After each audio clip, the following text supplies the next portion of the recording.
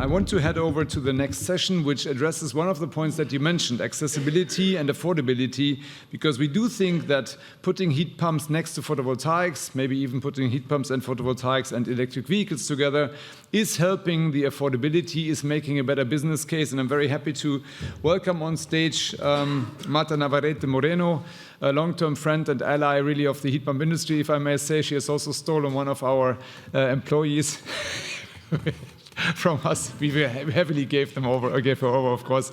And you will moderate the next session and introduce your speakers. Well, most of you probably already know by now, buildings represent, the heating of buildings and the cooling of buildings represent 40% of emissions in Europe. And it actually is responsible for 36% of energy-related greenhouse gas emissions. Therefore, we really need to decarbonize our building stocks.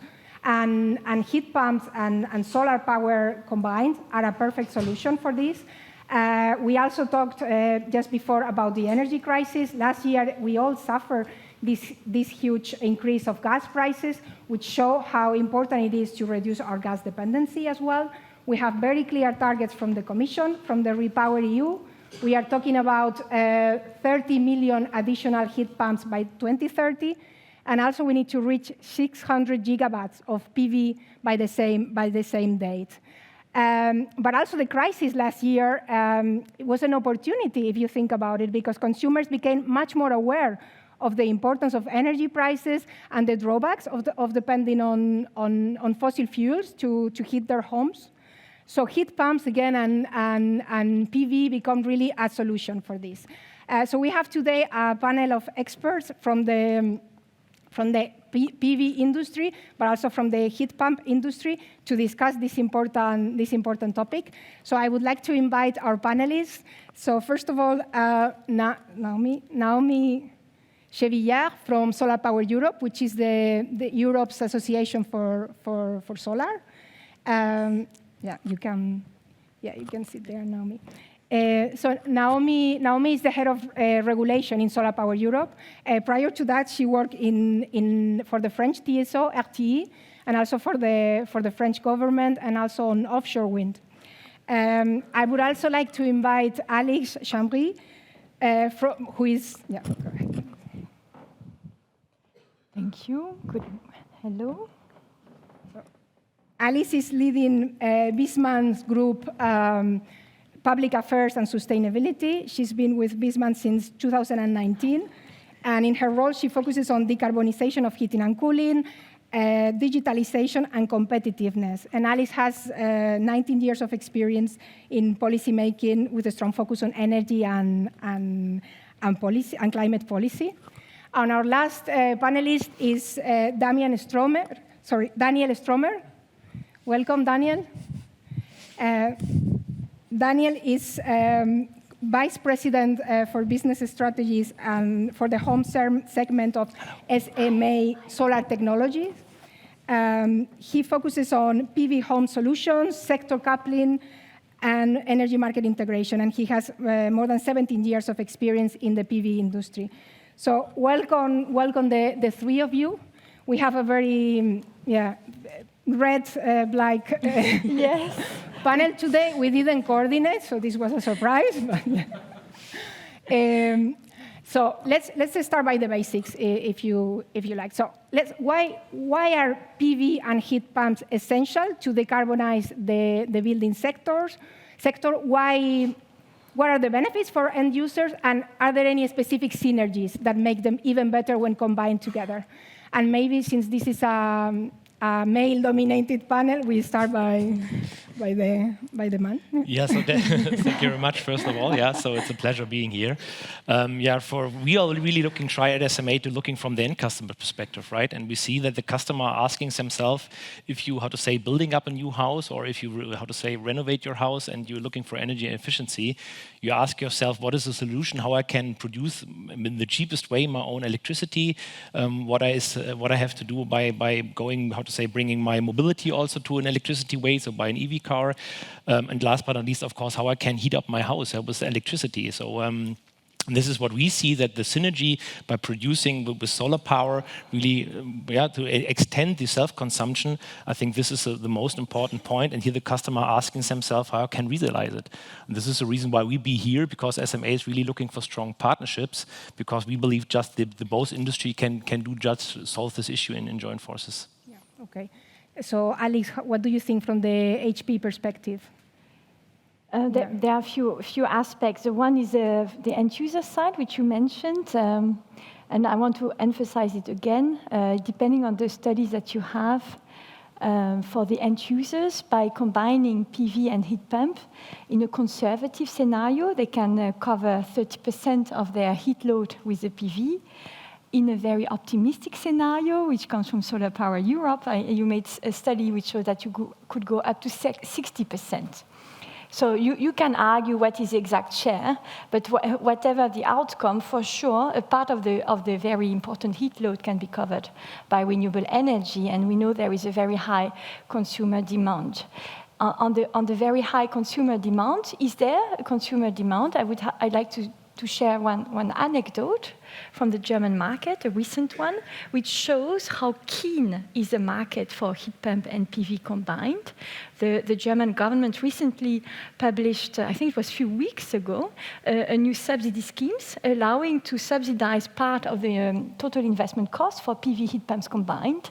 And within a few days, the total budget was ausverkauft, so empty, so, in less than a week. So it just says the market is there. It could be the largest business opportunity ever.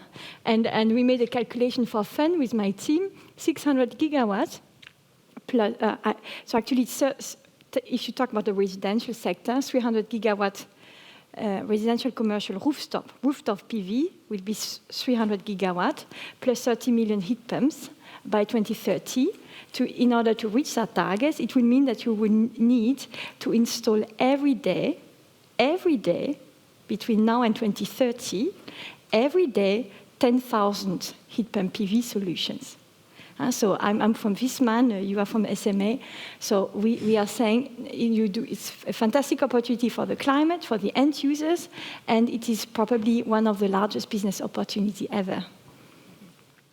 What's there to add? No, I mean, just to add on what has been already said, I think the most obvious is exactly what you said, right? PV produces electricity that heat pump needs, and heat pumps provide some storage for PV. Actually, maybe that's a point that you didn't exactly mention, because I think the fact that you can charge heat pump with a solar power and then keep the heat pump, for example, charge your heat pump during the day and keep the electricity and use the energy produced by the heat pump in the evening, it has a lot of value, because what's important is not only just using the electricity, it's also when you use the electricity, being able to store the electricity and use it at a later stage.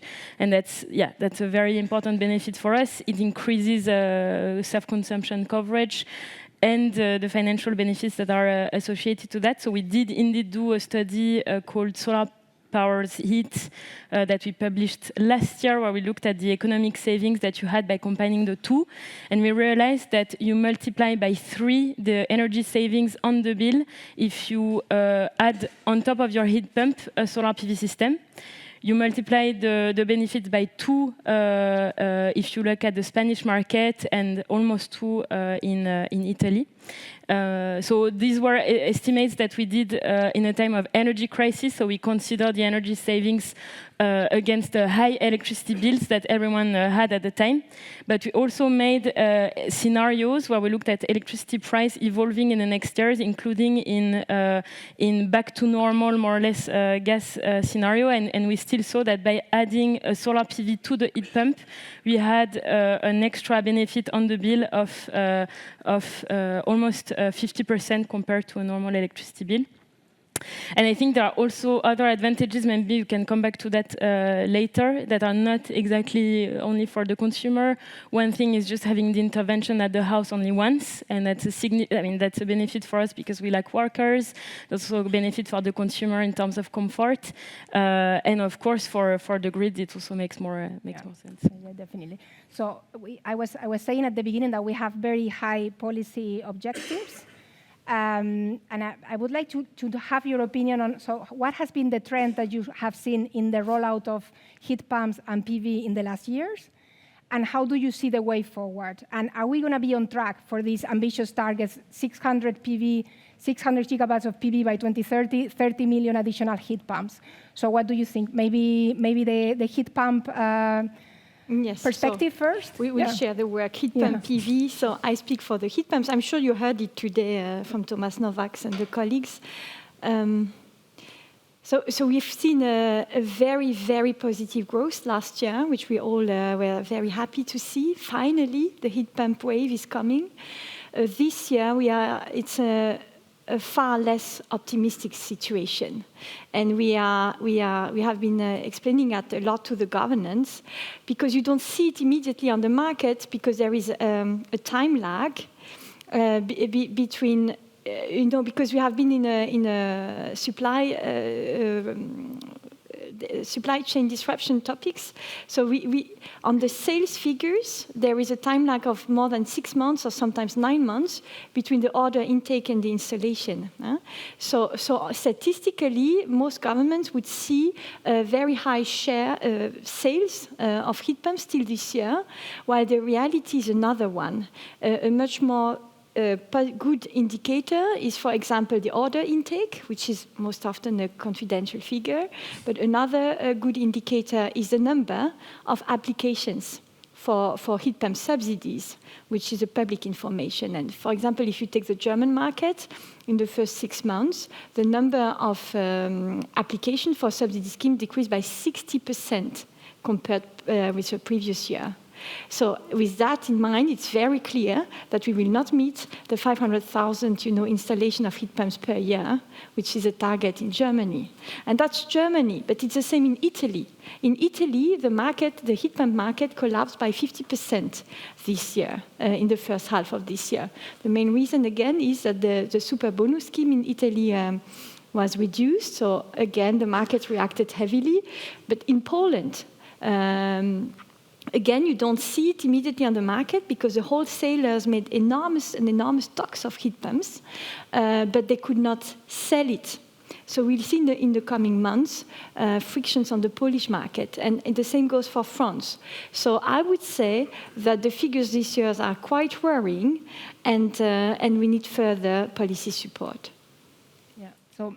And I'm happy to explain the reason afterwards, but we want to PV. Well, whichever of you would like to give the solar perspective on how do you see the prospect? Yes, so maybe it's also interesting for the audience to share some really examples out of the daily life. Yeah? So we do at SMA, we do a lot of webinars, for example, of course, to promote our products, like all the companies are doing. So normally if we have a standard webinar, we have something like 100, 150 people in the audience, and we launched now really a special webinar just on how I can integrate my heat pump in the solar system, because SMA is a leading company for home energy management system, and we see that our customers are asking how we can combine these two worlds. And now we have webinars with 750 participants. So you see just that also in our world, how the customer are already adapting on that. We see that we have already PV distributors, which are also starting selling heat pumps. We see also requests from the HVAC distributors. They're also requesting PV products from us. So this shows also how big the demand is and the interest. And last but not least, SMA, we decided 1 year ago really to build up a decent team, which is just focusing, we call that heat and cool solutions, because we really see a new customer base coming up, and we need to serve this. And this is, I think, shows really from the daily life how important it is, and what is the market trend. Okay. And No, and to add, I think there are also a lot of surveys done with the general public that show that when people buy an electric device, for example, an EV charger or a heat pump, they immediately think of buying a PV. It's been shown in several surveys conducted by the European Climate Foundation. As for rooftop PV, the market has grown. It's I'm not sure everyone realized, but it's a good half of the PV market. So half of the PV that is installed today, it's PV panels on roofs. It grew with the energy crisis. But it's not a given. I think there are still a number of obstacles at the level of economics. You just mentioned the super bonus, which is also affecting the rooftop PV market, for example, in Italy. We have unrealized remuneration streams. So, for example, flexibility remuneration streams could be more developed and improved. We have issues at the level of financing as well. We have innovative third-party financing models that are not easy. So, yeah, it's not a given. It's important to keep a strong policy actions to make it accessible to consumers. Yeah. Maybe following on that, there was indeed a boom last year. I can share with you my own problem. I tried to ask to install a PV with a heat pump at home. It was impossible. Last year, yes, I asked 5 offers. I only got 1, and the price was, impossible. So in the end, I gave up. So what are the main barriers that is it the bottleneck in the supply chain? Is it lack of a skilled workforce? Is it a problem of regulation? So what are the main things that you see from your own perspective? What are the main blocking points that you would identify to make sure that we reach those targets? I can give an overview, although you have probably more hands-on perspective. But what we see in the industry is exactly what I mentioned. Like first, getting the economics right. Do we have a good self-consumption scheme that is adapted to your consumption profile? Or do you have access to additional revenues from a flexibility scheme? So flexibility schemes, it's being remunerated for switching on and off the heat pump, for example, when the grid needs it. It could also be through a time of use tariff. Second thing is financing. So we see in a number of countries zero interest loans or low interest loans accessible to consumers. I was mentioning the third-party financing, so companies that take the financing for the consumer and then lease the use of the system or sell the electricity of the rooftop PV through a PPA to the consumer. But too often, you cannot realize these kind of systems because the legislator considers that whenever you rely to a third party, you're not acting as a consumer, so you don't have access to the support schemes. It's being solved in some countries, but it's too slow and it's too bad because it's an interesting financing model. Then, of course, for solar PV, we have our own problems with permitting. We already had the conditions improved. For example, you don't necessarily have to go through an environmental impact assessment when you put PV on roof. But if you have the chance of living in a historical city, you often have a conflict with your local architects' council. And in my home country, France, for example, it's estimated that I think 2/3 of the territory are blocked for PV installation because the order of architects doesn't allow for it. So it's still a significant problem. And last but not least comes the grid issue. Having enough grid capacity that can either welcome the injection or the withdrawal of electricity is an issue. In some countries, we're not yet at a crisis stage, but if you look at the Netherlands, for example, it's again 2/3 of the country where it takes quite a long time to connect because the grid is fully congested. Maybe I can add a few things. So the demand for heat pump and PV is heavily driven obviously by the operational costs. So especially for heat pumps, the difference between gas price and electricity price. And last year we benefited from a very high gas price. Now that the situation has been normalized, it's much more difficult to convince the end users to go for the heat pump. That's one of the major barriers, and it's there to stay. And that's why in all the advocacy we work, including with EHPA, we advocate for a minimum ratio of 2.5 to 1 Okay, so in a gas to electricity price, that's one major, driver for investment in heat pumps. We did it a lot with the German government too, Thomas. Another thing is there was a huge problem with the supply last year, and we need to understand that this is over. Those who are in the business know there is no more, or very soon we'll have no more supply issue. Next year will be the year of oversupply. Right? So expect a completely different market dynamics next year. We've seen heavy investment, especially from new players. You have now, I don't want to mention them, but I have them in mind. So many new Asian manufacturers, many European manufacturers have ramped up production heavily, including us. So the wholesalers have made enormous stocks. So we will see not only no more supply issue, but also falling prices. Falling price in heat pump, but also falling price in PV. Today already, in most markets, PV price dropped by, I think, over 30% because of the oversupply of PV, from the Chinese suppliers, because they cannot access anymore the American market. So we are seeing heavy disruption on the market today, and how it will affect the demand, it remains to be seen. What I believe is that lower purchasing price will further increase the demand, and I think the installation price will also reduce.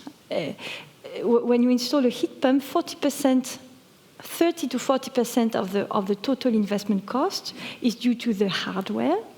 All the rest is installation cost. And because of the supply disruption, we have seen abnormally high installation costs, which probably will become more rational in the next year. So they are more optimistic. And sorry, I'm speaking very long, but the last dimension is subsidies. We've seen many stop and go in countries. And when end users know that the subsidy scheme is upcoming, they postpone the purchase because they wait, for the government to adopt the law. And we've seen it in many markets. For example, in Denmark, the market completely froze until the legislation was adopted. Same in Germany. So we hope that this will improve. Yes. Daniel, anything else you would like to add on? Yeah, maybe also from a daily life perspective. So what we are really see also from our installer base, that the PV installers starting now, for example, to say, look, Daniel, this is my new plumber. So we see PVs installers, how to say, entering also the HVAC world. We see also the opposite from the conversations that we have with HVAC companies. And here we see also the topic of interoperability, because the customer, our installer, try to consult the customer in the best way. And the installer asking themselves, can I combine this heat pump with this PV solution? And this is something where we try also at SMA really to be open for partnerships, go for offering a huge API portfolio. And we had this topic already, I think, this morning. So because we need this kind of interaction, and for the installer, it needs to be as much as easy as is possible to combine heat pumps make an integration in the PV system, because otherwise we have a broken customer journey and we're not covering the entire need. So for our voting is here really, I think there are also colleagues here from the German initiative Ohne Hände keine Wände. So we really believe that we need this topic of education for people, and also, thanks to Thomas also to bring the Solar Power Europe together with the European Heat Pump Association, because we need to become more and more together and go for education for the installers. Yeah. Okay, I would like to open the floor for any questions from the public today. Anybody has any burning issue to ask our speakers? No? Don't be shy. Come on. No? No? Okay. Well, I have another question for you then. Yeah. Please go ahead. Yes.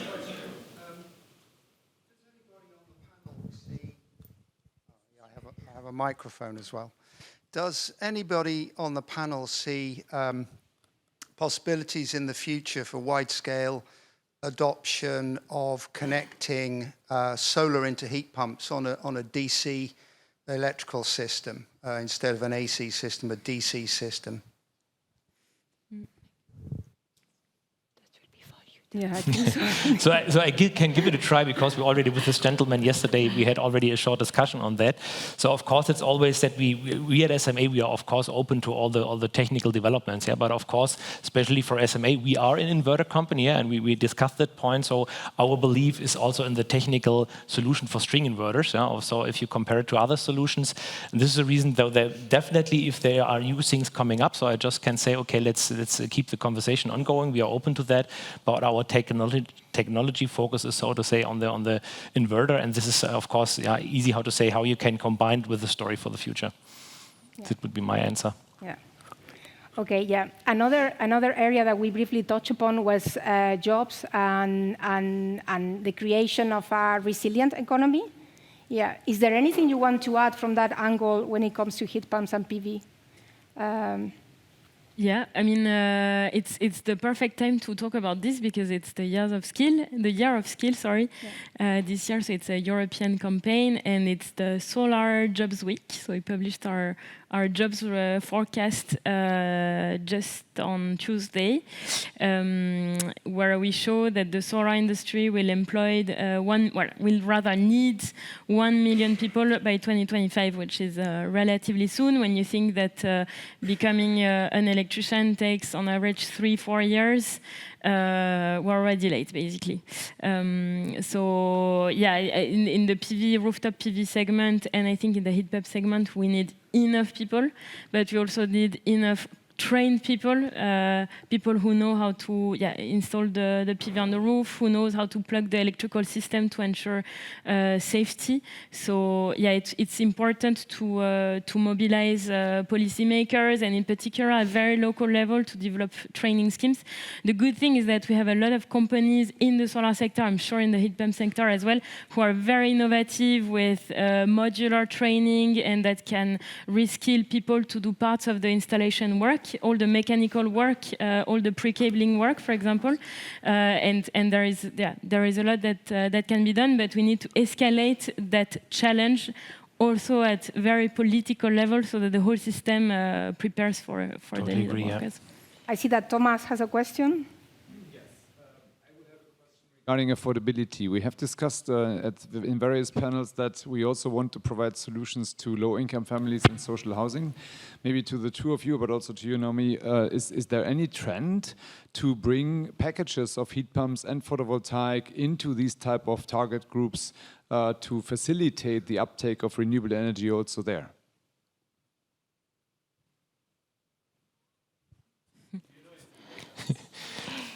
Yeah, so definitely I can just maybe answer just for SMA. So we have, of course, we have the colleagues we have 3 segments inside SMA. So these are the colleagues from the CNI segment, which are covering, the social housing. So definitely there is a trend. Yeah? So maybe it's something for tomorrow, but we definitely see just one example. It's not, related to heat pumps, but we see that there's a lot of price dynamic in the market. Yeah? So we see already trends as an example. Why not install also in a simple housing just a storage system and a combination with an inverter to say, okay, I'm charging my battery in my flat if the price tariff is low, and use it afterwards. Of course, this is something not related just to heat pumps. Of course, these trends are here, but deeply, and focusing on the heat pump topic. So we need to put, the colleagues from CNI in charge here. Maybe I can add a few things. So you have several dimensions to the question. Huh? One is subsidy schemes, and it's not our responsibility, but we are in close dialogue with governments, and countries, for example, like France and Germany, have now linked, France forever, Germany it's new, are linking the subsidy scheme with the purchasing power of the end users. And it was the case for years in France. So very low income households could at some, I think it was 4 years ago, could get a heat pump for €1 even. So this happened there in Germany now. In the new subsidy scheme that will come into force in January next year, low-income household will be able to get up to 70% of the total cost subsidized by the German government, with a cap on 30,000 euros. So I think this is a fundamental solution, at least in the short term, while heat pumps are still expensive. Another dimension is new business models, and I think you know very well that in Viessmann we have this heating as a service business model. We are not the only ones, but this is one of the ways to reduce, the upfront cost of the heating systems and make it available to the larger mass. And it's not only low-income people, but also elderly people. Because elderly persons might not be willing to invest 60,000 euros in a new complex installation, while they might be more keen to have a leasing model. So I believe that would be the next game changer. And the third one is, of course, innovation and designing new low-cost heat pump.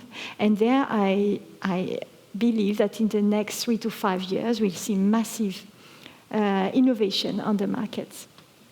Okay, so we are almost at the end of this panel. We're running out of time. We've seen the benefits that this combined solution brings. At the same time, we've seen that there are still a lot of barriers that persist. So to conclude, I would like to ask you just one, if for the next commission, for instance, what would be the key action that you see that needs to be implemented in order to accelerate the rollout of heat pump and PV? So just one key action, if you could summarize for each of you. Yeah, if may, I can start. For me, it's really all about interoperability. Yeah? We need something like a standard communication protocol, that we have something. I think we see different initiatives like EEBUS in Germany. We, of course, see also what Meta is doing. We need to come more in conclusion. And just my statement, so if here are companies out there that would like to make joint forces PV, so come over to us. So we are happy to do something together. Okay, so more synergies. Yes. I say, sorry, I have to say two things. The first one is, and you know Viessmann, that we sold 85% of our business to Carrier, so an American company. However, the agreement is that the entire manufacturing footprint stays in Europe and that we build a European global champion as well. So the commitment to Europe stays. So one key ask is make sure that this the largest business opportunity ever, benefit the European jobs, European manufacturing footprint, the European industry. And the second one is held member states accountable for the achievement of the 30 million and 600 gigawatt targets. We will need, and we called, for example, the European Commission to track the annual achievement of the 30 million heat pumps target in the PPD, so that we could have corrective measures as soon as we see we are off track. And to conclude, maybe two things on my side as well. I mean, one thing is that the Commission will have to do is to work on implementations of the rules, and particularly at the level of grid integration. I think that will be a need for the solar PV industry, but it's also a way to reveal the value of the combination of PV and heat pumps. And there are a lot of good ideas, but they don't trickle down to the ground. So we need the Commission to be a bit more active at looking at whether the laws are implemented on the ground and whether there are good practice implemented, because then it's a value for the European. So more action at national level, not only EU policy, yes, but let's make sure that it goes down through. And as you said, a robust supply chain. It's true for the heat pump industry. It's also true, although a bit different for the solar industry, and give support to our module manufacturers in Europe, but also our inverter manufacturers like SMA. Okay, thank you very much. I would like to thank the three of you for this session, and thank you to the public as well. And I hope that you enjoy the rest of the day.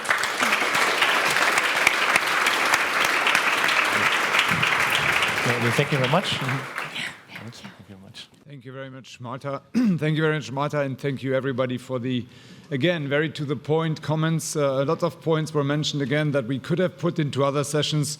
So for me, at least, it's fulfilling what we wanted, different perspectives from different people on the same topic, how to make heat pumps the strong solution for the future, the strong solution for a sustainable and reliable energy system. And as the skills were mentioned, I brought I brought this T-shirt to stage, which Amber brought from Berlin. There's an initiative in Germany. It's called "Without Hands, No Transformation," and I think it's true for everybody. We need these skilled people. We need to make it attractive.